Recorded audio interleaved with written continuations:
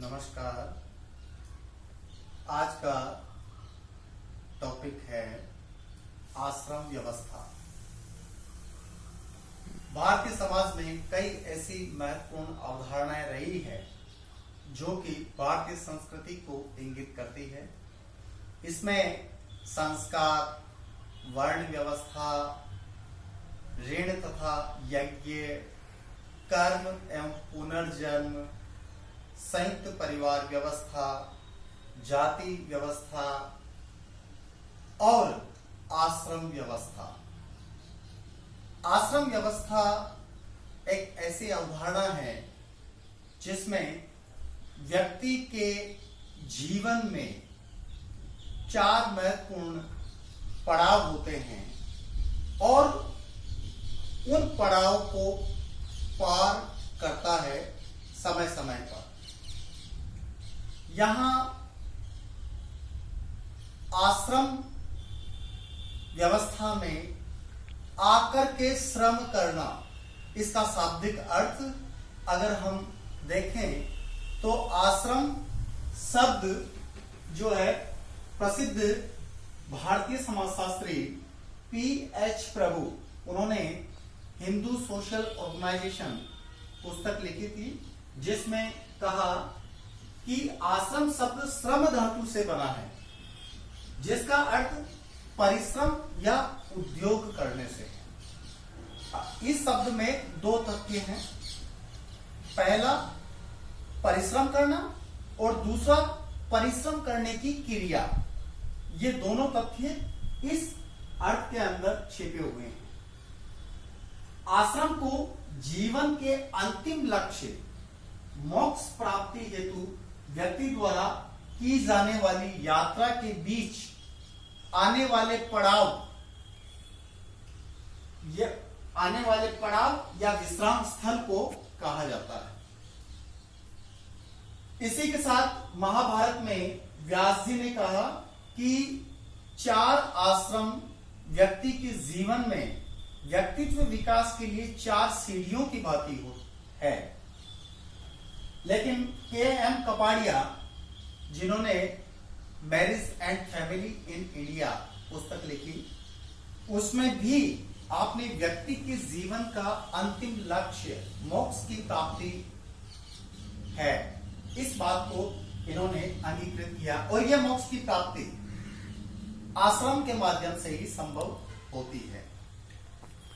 भारतीय संस्कृति में तेनि त्यक्तेन भुंजित, यानी करके तू उसका त्याग जो तुझे प्राप्त है।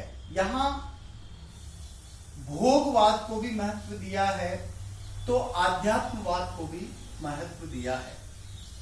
इसके साथ में यह भी उक्ति है कि ब्रह्म सत्य जगत मिथ्या, यानी जगत नश्वर है और ब्रह्म ही सत्य है। लेकिन अब इसके साथ में यह बात आती है कि ब्रह्म सत्य है और जगत भी सत्य है, क्योंकि हमें जगत में रहना है, संसार में रहना है। ब्रह्म सत्य है, ये संसार भी सत्य है, क्योंकि हमें इस संसार रूपी सागर में विभिन्न पड़ाव के माध्यम से आगे बढ़ना है और अपने अभिष्ट लक्ष्य को प्राप्त करना है। यद्यपि आश्रम व्यवस्था में 4 आश्रम हैं, ब्रह्मचर्य आश्रम, गृहस्थ आश्रम, वानप्रस्थ आश्रम और संन्यास आश्रम।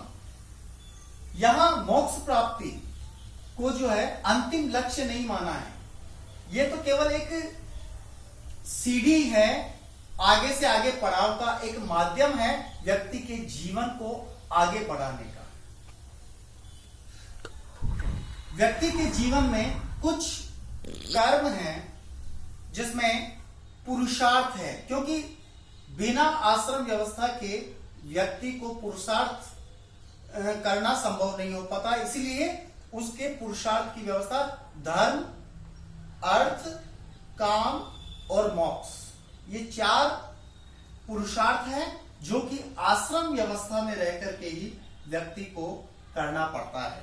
लेकिन ये हर चीज, अब इसका मतलब ये नहीं है कि ब्रह्मचर्य, गृहस्थ, वानप्रस्थ और संन्यास, इसमें और मोक्ष की परिकल्पना की गई है और एक हिंदू व्यक्ति से यह अपेक्षा की जाती है कि इन पुरुषार्थों की प्राप्ति वह इन आश्रमों में कर सकता है।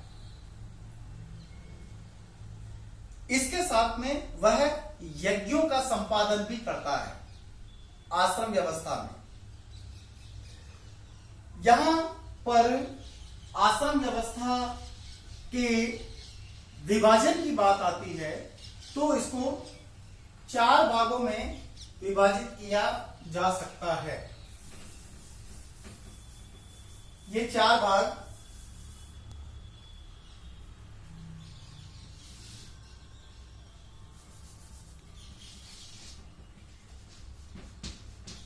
आश्रम 4 भाग हो गए। ब्रह्मचर्य, गृहस्थ, वानप्रस्थ और संन्यास आश्रम।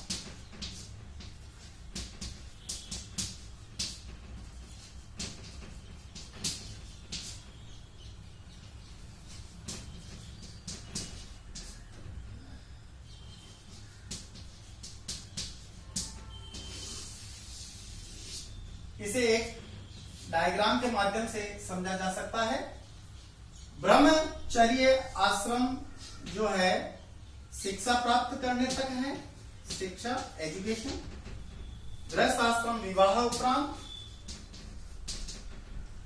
वानप्रस्थ यानी वन की ओर गमन की ओर प्रस्थान।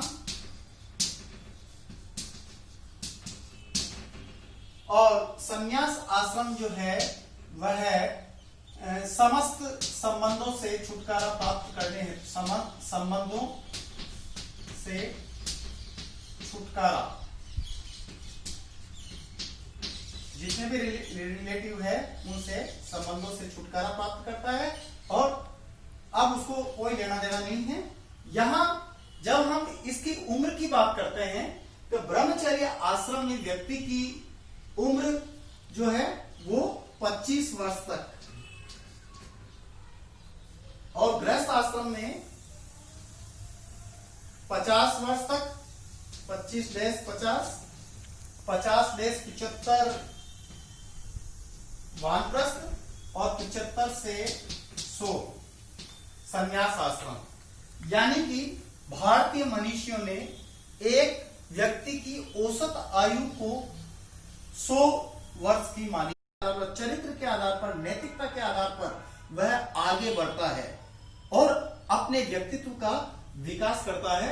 इस ब्रह्मचर्य आश्रम में वह ज्ञान प्राप्त करता है। अगर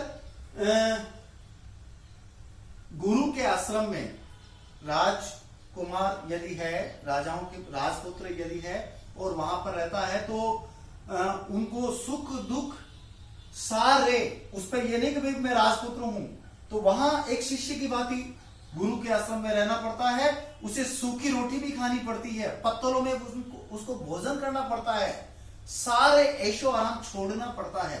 यह ब्रह्मचर्य आश्रम है और इसकी जो है स्टेज वो 25 वर्ष तक रहती है। यहां शिक्षा प्राप्त करना महत्वपूर्ण स्थल है। ब्रह्मचर्य आश्रम में केवल अपने व्यक्तित्व का विकास करने के लिए शिक्षा प्राप्त करता है, गुरु के सानिध्य में रह करके ऐसा कर सकता है। गृहस्थ आश्रम, इस आश्रम को अन्य चारों आश्रम, ये जो 4 आश्रम है उनमें गृहस्थ आश्रम को सर्वश्रेष्ठ आश्रम कहा जाता है।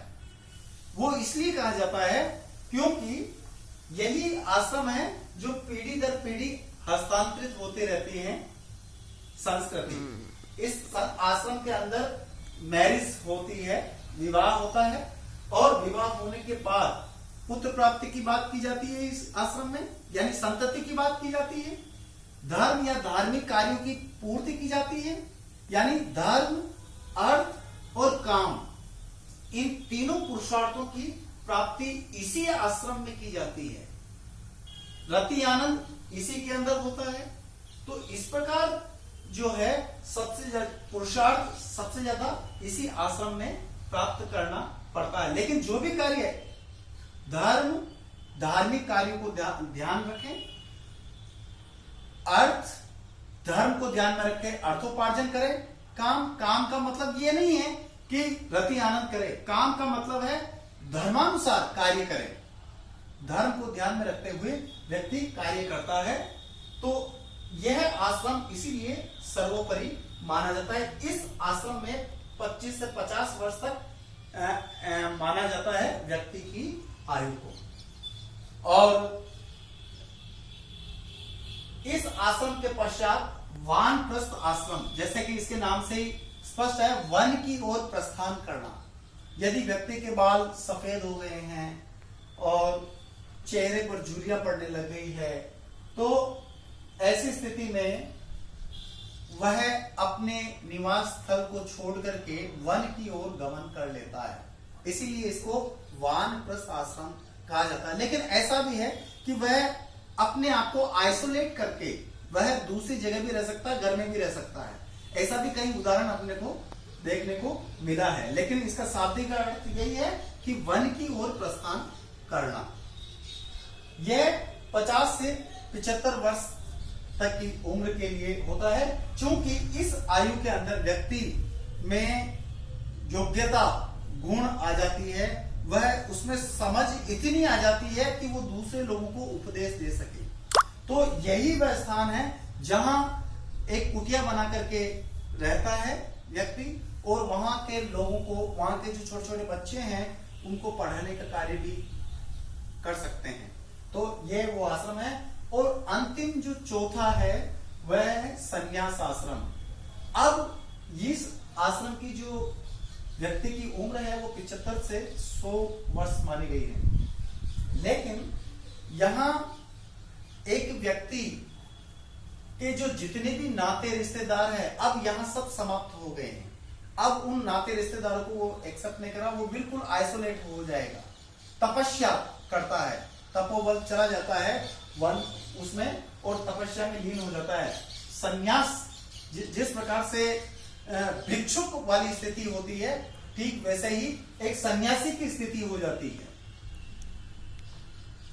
तो इस प्रकार भारतीय संस्कृति में आश्रम व्यवस्था एक महत्वपूर्ण व्यवस्था रही है। धन्यवाद।